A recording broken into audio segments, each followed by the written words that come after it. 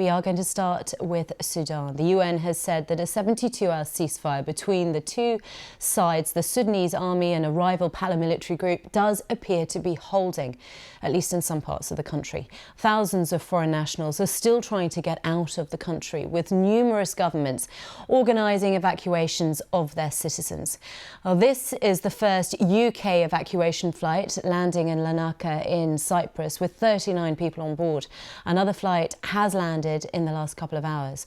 As thousands flee, residents in the capital have spoken of their fears that the world is abandoning them, with supplies of food, water and medicine running low. Nearly all the shops in the city has closed, and residents say the price of even the most basic goods has doubled. Live now to Nairobi, and our correspondent Ferdinand Omondi. The situation in the capital certainly does seem to be still very desperate. It is very desperate. Thousands of people trying to flee, some with the support of their countries, others on their own. It is especially difficult for the Sudanese people, who mostly have to find their way to South Sudan, to the south or west to Chad, or north to Egypt, or even to the north east in Port Sudan, where they can be able to travel to Saudi Arabia. Now, we're getting reports that the cost of everything has skyrocketed. Bus transport that cost $20 is now going up to $300.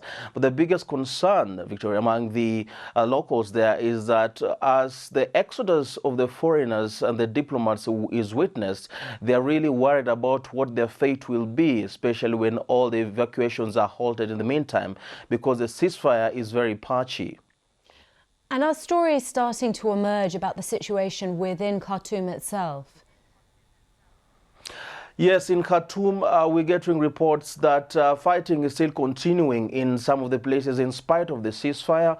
Reuters has reported and quoted a medical officer saying that a projectile hit a hospital and killed and injured 13 people there. Now, another worrying situation is the escape of prisoners, among them former Sudanese Minister Ahmed Haroun, who is wanted by the ICC for crimes against humanity. He has been in prison over his role in the 1989 coup that brought Omar al-Bashir in power. Now, he has released a statement and been quoted on radio saying that he is now out and he will take care of his own protection. He says they were released because there was no food and water in prison, so the prison officers now released them. This is very worrying. It is not yet clear the presence of the former president Omar al-Bashir, who was also in prison, but criminals now out in the streets roaming Khartoum threatens to make the situation even worse.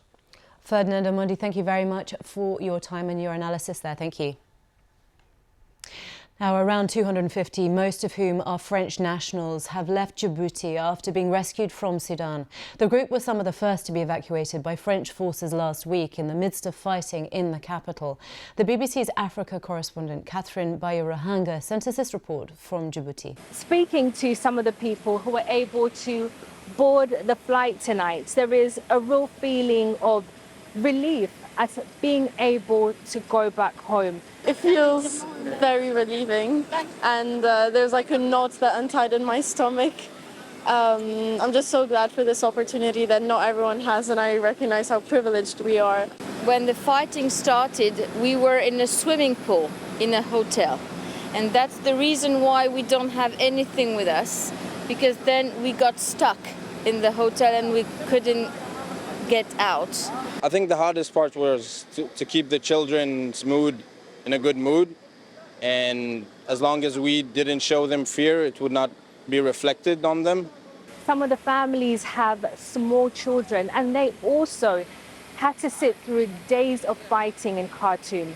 But their thoughts are also with the people in Sudan who still aren't able to find safety.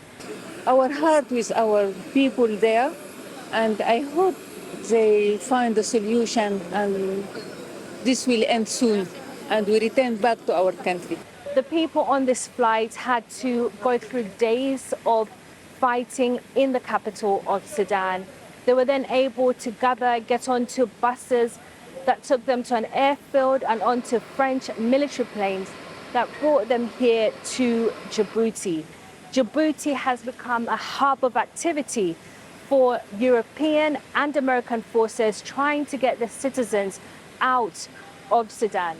Just over the horizon there's an American military base, and we understand that dozens of diplomats were brought here over the weekend from Sudan. The British government has not ruled out using some of its allies' bases as it carries out large-scale evacuations of its citizens in Sudan.